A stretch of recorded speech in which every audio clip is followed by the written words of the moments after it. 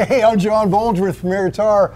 I'm with Doug Gillard of Gotta Buy Voices, and thanks so much for joining us today. Thank you, guys. So, I'm so glad you brought this Les Paul, which has been with you for the whole crazy odyssey. Yeah, I've had it for quite some time. I was about 19 when I got it, and I think it's been out every time I've toured with Gotta Buy Voices, and it's kind of my most dependable guitar, and it's my main one. God, it's great. So what year is it? So 1976. Wow. I put all the wear on it, of course. Right. Some crazy punk shows and bands I've been in Cleveland and elsewhere over all the years. So, have you done any mods to it? Just replace the neck pickup every now and then, and of course these. Yeah. And strings. That's about it. This is a DiMarzio. Oh, right. It's been in there since I got it. So. Okay, so the previous owner put that in. He may have put that in, yeah. And you've destroyed the front pickup a few times. I'm not very picky about the neck pickup. Yeah, yeah. Do you pretty much live on the bridge anyway? Yeah, pretty much. I mean, from time to time I'll do a middle or that just to kind of a little more beefier sound, but sure. Yeah, sure. And is that the guitar that you stay on for the majority of the show? Yeah, yeah. Now, I see you've got a telly over here. Does that? Yeah, it's a G&L. Yeah, let's talk about this guy. Yeah, if it gets a good lightweight backup. I did play it for a whole show. It's not particularly light. I mean, compared to that, I bet it is very light. Anything's light compared to this. Yeah, but it's like 10-pounder here. But yeah, that's also pretty dependable, and I got it mainly for recording projects and to have a different sound, have a telly sound in there. Sure. But it's also good as a guitar to use for the whole set. I've got to buy voices. I've done that in the past, and yeah, fabulous. It's a G&L ASAT. So have you altered it at all, or no? Just stock, right? Not yet. Yeah, not yet. It's early. I might do something there, but what year is this guitar? I think it's pretty recent. I haven't looked at the year. Okay. Okay, very cool. So just touring with these two guitars, that's the primary, and this is like break a string backup kind of guitar? Yeah. Okay. Yeah. Cool. And what gauge strings and brand are you running? I use 11s, usually 11 to 52 DiMarzio. Wow, that's beefy. Yeah. Wow, I can feel that, particularly on that 52. A lot of guys use thicker strings. Not me. Some use thinner. Yeah. But that kind of works for me, and I can still bend enough. Yeah, and you're in standard tuning? Yeah. Wow, okay, very cool. All right. Standard all the way. Two cool guitars, and amp-wise, what are we looking at? We've got a Mesa dual rectifier. It's probably around 2001 or so. I like the camouflage on front. Well, that was one that had a lot of the what do they call it? The tread plate, the silver. Sure. The chrome tread plate. Yeah. It's too shiny for me. So. Yeah. More Covered understated. Up. I mean, yeah. Like Mesa, it's just. I wanted to kind of mat it a little bit, and you travel with a Marshall 412, obviously. Sure. Just it's a 1960. Yeah. Yeah, the Celestian is the 25s in that, and greenbacks, I think. I don't think they're greenbacks. I'm not sure. Marshall stock, whatever it is. Yeah. It also works for us touring-wise because it's nice and lightweight. And yeah. I had a Mesa cabinet for the longest time, and it's way too heavy, really. Really, so to deal with. Was that the primary reason? You can deal with it, but why? Right. Was that the primary reason you changed because of like the? Well, you get a little more bottom end out of this one too. Oh, cool. Lighter and more bottom end. Yeah, I think so. Okay, perfect. Well, let's go through you. When you came in playing, you're kind of tap dancing a lot of pedals. Let's see what those are. Just a couple. Okay, Doug. Now we are at your pedal board. Why don't you kind of take us through the signal chain? All right. I've got a Boss TU3 chromatic tuner with Wazacraft technology. Right, that upgrade. It's so easy to see, right? I mean, yeah, it's pretty good. I like it because it's true bypass, and you can get a real clean chain that way. Yeah. Okay. So into that, running out of it into. I've got an Earthquaker Devices tone job, which is a kind of just a clean boost. Okay. that I like to use. Do you use it in conjunction with other things or sometimes just alone? Usually in conjunction with other things, sometimes by itself. Yeah. And that's going into,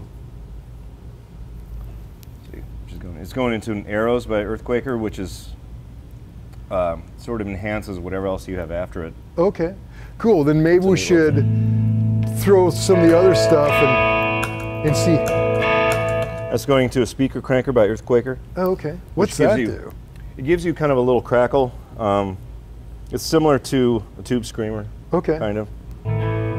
Then Acapulco Gold by Earthquaker, which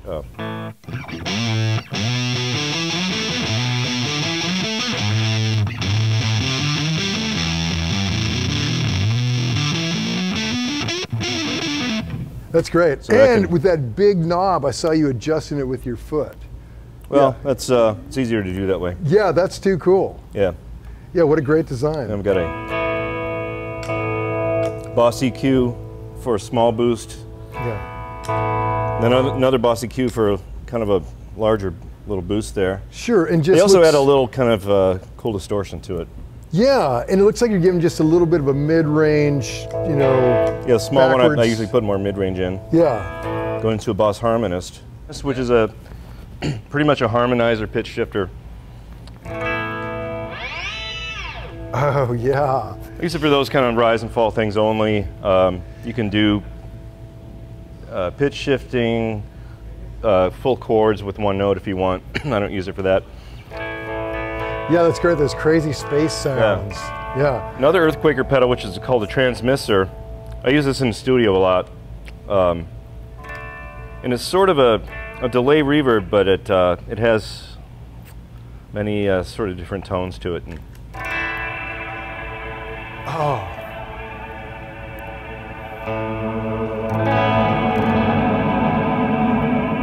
If you want, you can. Oh, that's great. Manually in the studio, I do that. Live, do you find yourself kind of jacking with it like that for the crazy long feedback and stuff? I usually leave it on one setting, just for kind of ends of notes. Sure. Just kind of holds and that's beautiful. decays. What's it called? Transmitter. I've never heard of it. It's really cool. Yeah, it's I use it for a lot of things. Yeah. I have a mini chorus here by TC Electronics. It's Corona. It's small, it doesn't take up much space, so. These are for a couple songs that we have, you know. One song we have on our album Space Gun is Blink Blank. Yeah.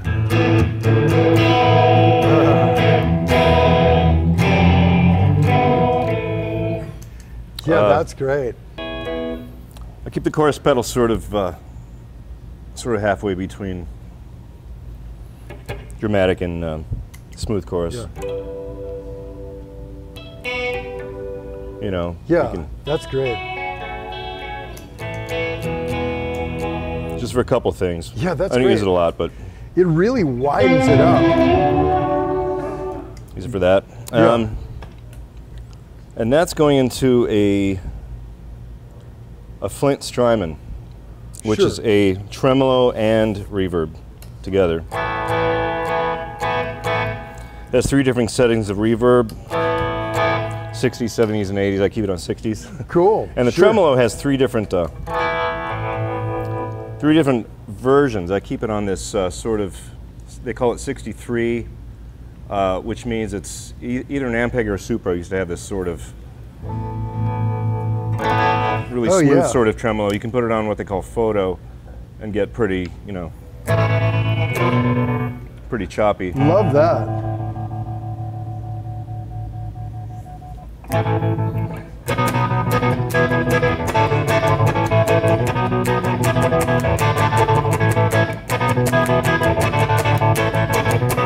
So that's great. That's my favorite effect. Tremolo, well, reverb and tremolo. Yeah. Yeah, that's great. Okay, cool. That's going into a Earthquaker Dispatch Master, which is a reverb and delay together. Nice to get both those going sometimes. Right. And you can adjust all that there. There's another delay pedal that I have called Canyon by Electro Harmonix. Sure. And actually don't use it for, I don't use it for delay at all, and I should. Right now I use it for sort of an octave thing.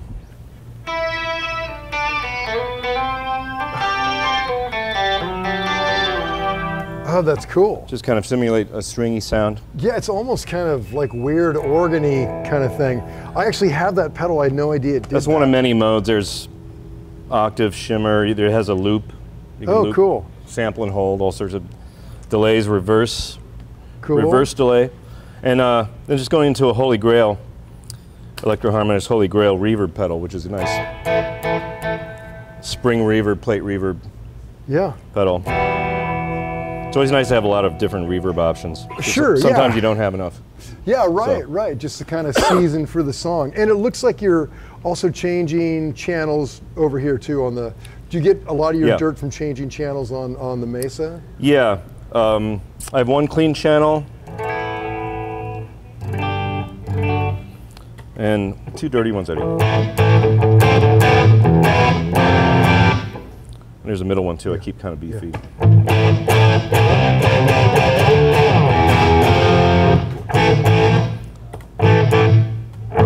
And there's a very large boost on this. Right.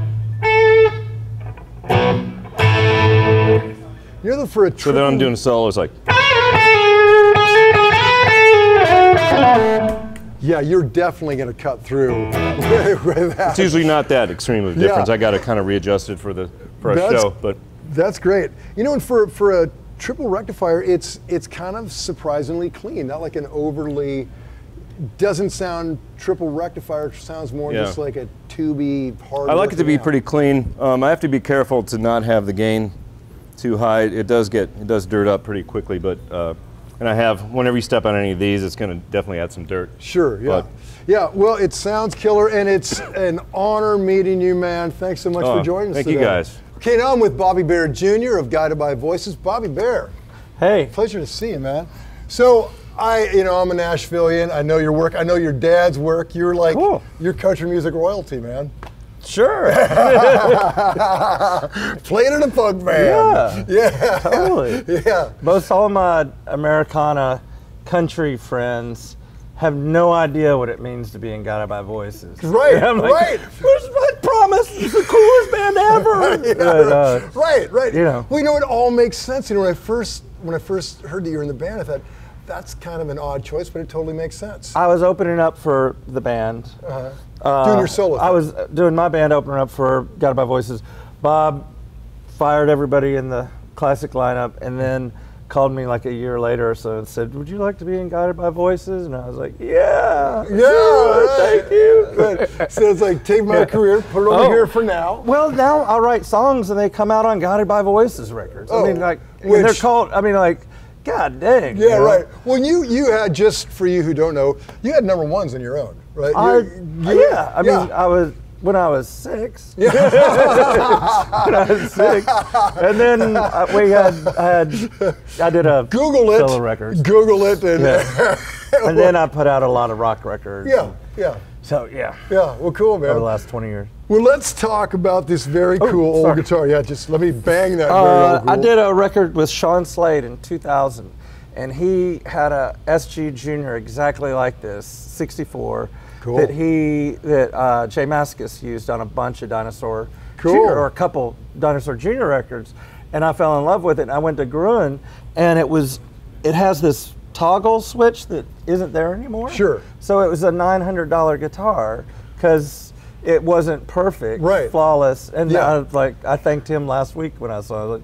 Thanks for discounting this guitar because I was playing Les Pauls and those things are so heavy. Right. This thing is just fun. And talk about riding the inflation train, man. You did all right on that. Yeah. No, I love this thing. Yeah. And I mean, it's been broken several times. I've had the neck broke and it glues back together. These are just noble battle scars. Yeah. No, I love this guitar. It's my main. So, have you done anything to it? No. Because it has a badass bridge. That's not the original. Yeah, no, that's the actual name of it. It is the badass bridge. I've taken all this paint off. I figured out how to antique guitars. You buy them, and then you play them for like 15 or 18 years. Really? And then they're perfectly teaked. Do you hear that, kids? So, that's how you relic a guitar. I broke the code. Yeah, yeah. But Right. So you got to sweat a lot. Yeah. Clearly, that's the sweat zone right there. And I got this sticker in Chicago called Mr. Fun. Perfect. It was a store right across the street from Shue's, and they had all these old toys and candies and stuff, and it just made sense on this guitar. I like it. No, it's the same tuners. It's great. I've broke this off 1,000 times. Sure. These don't even turn. You have one volume. One volume. Yeah. Dynamics. I got a volume pedal. Yeah. Okay. Yeah. What strings are you running on this thing? Tens. I think tens. What brand? DiMarzio. Okay. Cool. And yeah. Is this number one? Yeah. Great. Well, let's look at this number two just because it's so sexy. Yeah, that is the 73 Custom. I had the Les Paul version of this, and it was really heavy. And by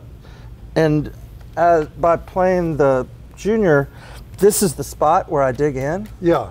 So when there was a pickup there, I couldn't dig in the same way. Oh, right. At all. Yeah. And that's exactly where and so I just took it out. I never used that middle thing anyways. And I had the guys over at Eastside Music Supply make this a mixer. Okay. So it mixes the two instead of, Sure. I have a Silvertone that you can mix. Each pickup has its own volume, and you can mix it, and it's awesome. But these don't the Gibsons just don't, you can't do that on it. Yeah. So I had to have them do something that mixes them. That's good. That makes perfect sense because on those 3 pickup SGs, it is awkwardly close to that middle pickup. And yeah. So, but this one is easily twice as heavy as that one. Really? Easily. It's all paint. But the coolest part is Bob Pollard does collage artwork, a lot of it.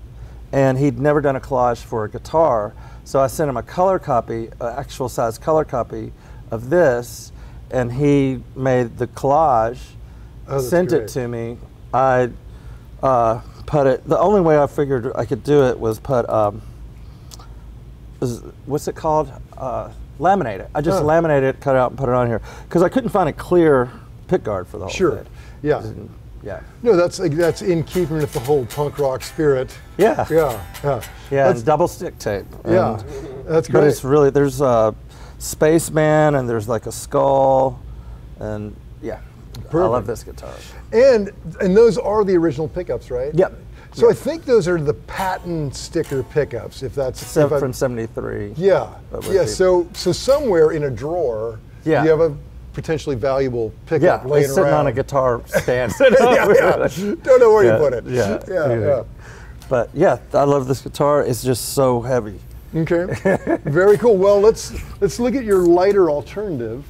This is a very it's $100 fake Chinese Fender make-believe Telecaster. Yeah. Well, you were raised on Telecasters. Yeah. I mean, but my dad won't let me. I've written a lot of songs on my dad's Telecasters. Yeah. But I lost one of his guitars like 30 years ago, and he doesn't let me take them out of the house anymore. Good idea.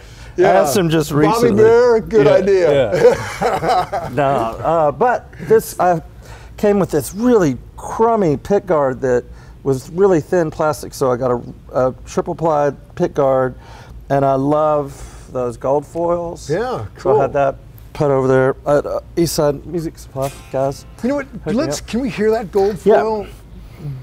Just for funsies.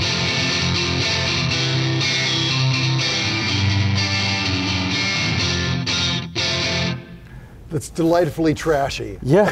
No, I really love this.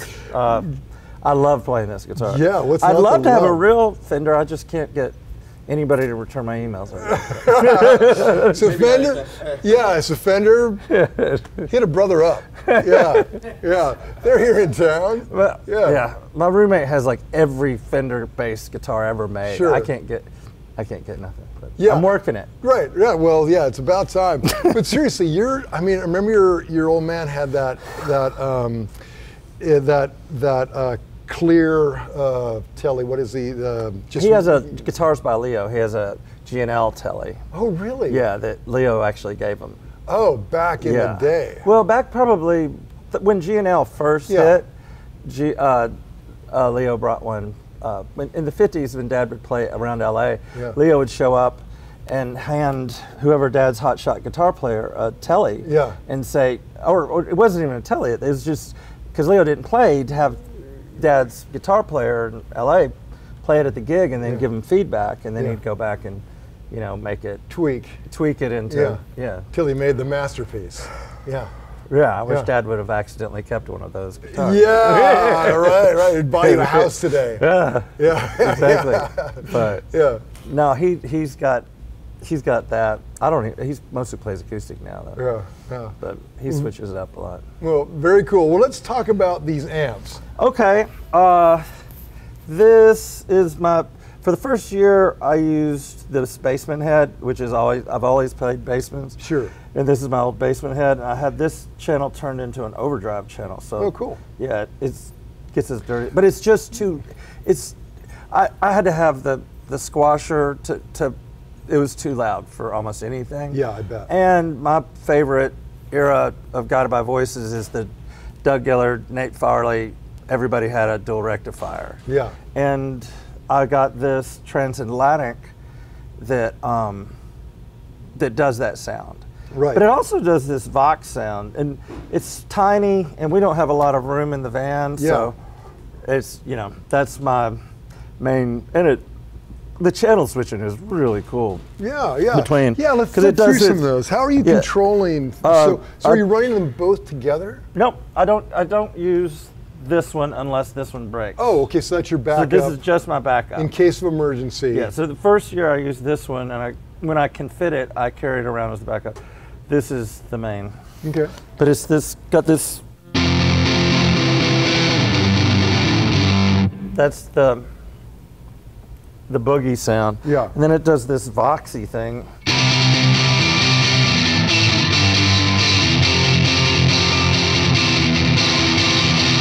And that is really fun to be percussive and clean-ish throughout the night. Very cool. And what cab are you running into? That's just somebody's old, it's a Marshall cab. Yeah, just a JCM 900 lead. And I've had vintage 30s put in it. Oh, cool. Yeah. Yeah, cool. Yeah, and it does a great job. Yeah, everything you need. And and effects-wise, you have like virtually nothing. You're running a 1/4 inch out of that into a Dunlop volume pedal. Volume pedal. The H9, I love the H9, but it's 90% a tuner. I mean, it's like my favorite tuner, and these Barn 3 pedal things makes it really usable. I love that. That's really cool. But it's 90%. I mean, I've got slap now, but it'll. Yeah. I do a couple of little things, but mostly it's just off. Yeah, and it's, wow, that is, I would never, I mean, they make such great pedals. It's interesting that tuner, out of all the sounds you can get out of it, that's the non-sound. That's the main purpose. But it does everything else unbelievably well. Yeah. Well, Bobby, I can't thank you enough for joining us, man. Yeah, absolutely. Yeah, very cool. I watch all these things. So all right, a true gear geek right there. Absolutely. Okay, now I'm with Mark Shue of Guided by Voices. Mark, thanks for joining us, man. Hey, man, thanks for having us. So let's hear about, this is your number one? Yeah, this is number one. It's been number one for, I guess, about a year now.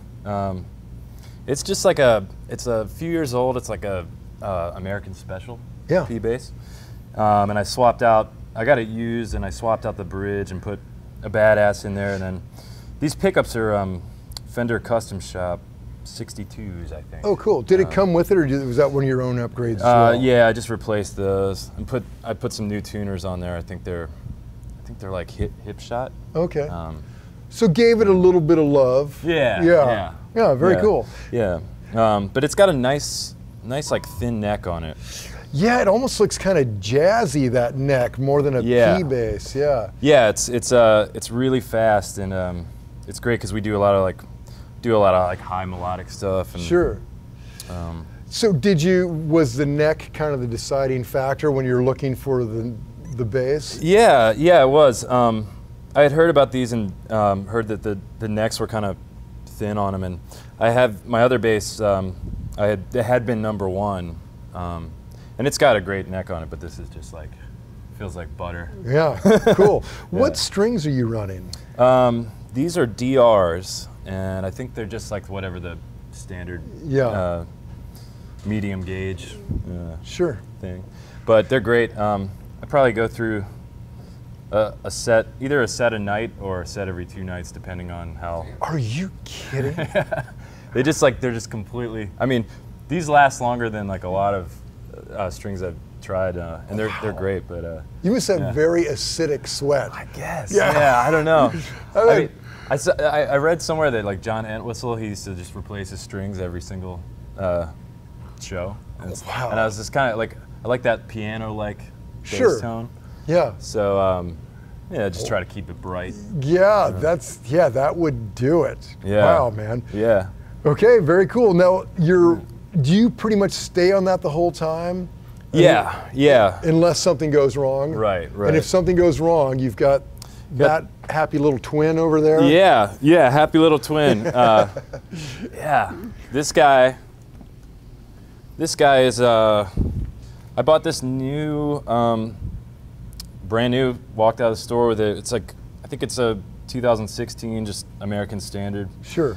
But it's great. It's really lightweight and sounds good. But this has, I think this came with the 62 pickups, which I just totally fell in love with. So that's why. Oh yeah, that I started influence. Swapping it. Yeah. And this one's got like a string through. Bridge on it. That's right. The badass is through the back of it. Okay. Yeah. But I kind of like the top loading. Sure. It's I don't know. Yeah, there's a different thing there. Yeah, totally. But both these basses are really light, which is great because we're doing 3-hour sets, and it's like, you don't want to. You're right. Yeah, that'll put you in traction. Yeah. Some of those like 70s basses, like they're just like boat anchors. Oh God. Like, you can't get through like a 30-minute set maybe. Right. I'm going down. I know all those old rockers are like hunched over today. Right. Yeah. Okay, very cool. So 2 basses. That's planning to get the job done. Yeah. Now let's talk amps. All right. So this guy is it's a just standard SVT. Sure. The standard of the industry. Yeah. I just can't beat it. I think this one is a 90s model. What's the maintenance like on that thing? Do you ever? I mean, is it? It's great. I think I've had it worked on once in the last 3 years. Oh, of like hitting it hard. Yeah. God, that's great. Yeah, and I play with the gain up at up pretty high, so. Almost 75%. So. And you're running a DI out to the front of the house and then micing it as well. Yeah, we do a blend. This is like a radial but we just do a blend of that. Sure. And it's I mean, I also have an orange their all tube head that's kind of their take on the SVT, which is also great. But this is just I love it. So cool. my sound is pretty much just bass straight into that, gain all the way up really high. You know what? Grab that #1. Let's hear that a little bit. Yeah. And then maybe take us through some of these crazy pedals. All right. Okay, so your main tone, your bass tone. Yeah. It's just kind of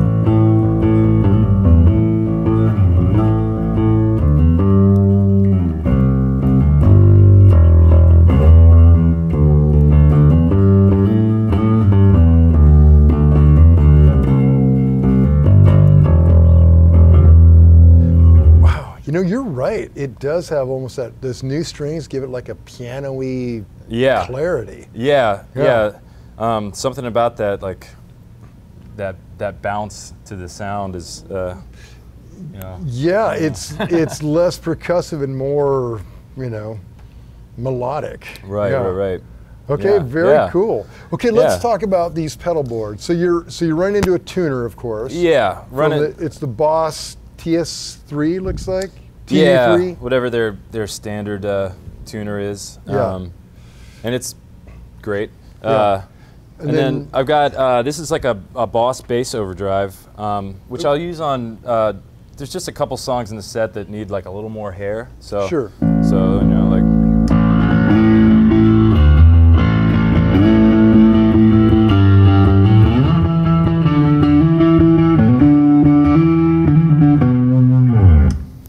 Wow, that's cool. Gives it a lot of dimension. Yeah. So I have it set really low, so it's just kind of like a, you know, little extra something. Yeah. I bet in the mix the difference is very subtle. Yeah. Okay. Yeah, totally. Cool. And there's a song. This is a Electro Harmonics bass clone, and there's a song that we do that's on the newest album, Space Gun, called Blink Blank. So it's got this like.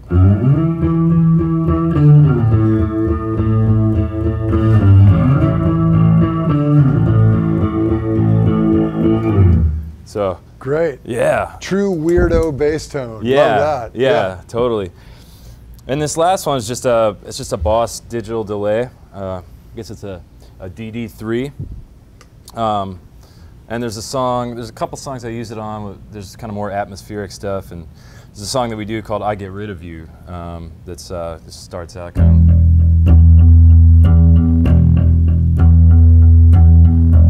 of. So I just use it for that. And yeah.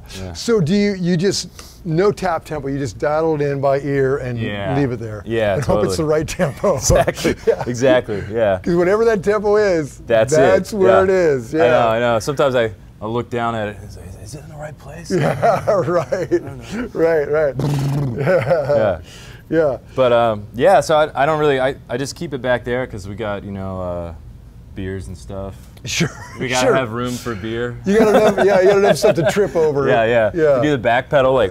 Right. Yeah. Right. Yeah. Right. Well, Mark, very cool, man. Thanks so much for joining us. Yeah, thanks, John. Congrats, man. Thanks for having us. Yeah. Till next time. Cheers.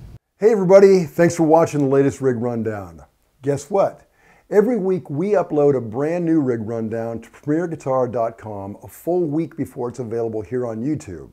So to get your gear fix as soon as humanly possible, go to PremierGuitar.com/Rig Rundown. And while you're there, be sure to sign up to get an email notification so you're the first to know as soon as each week's new Rig Rundown is available. Cheers, see you soon.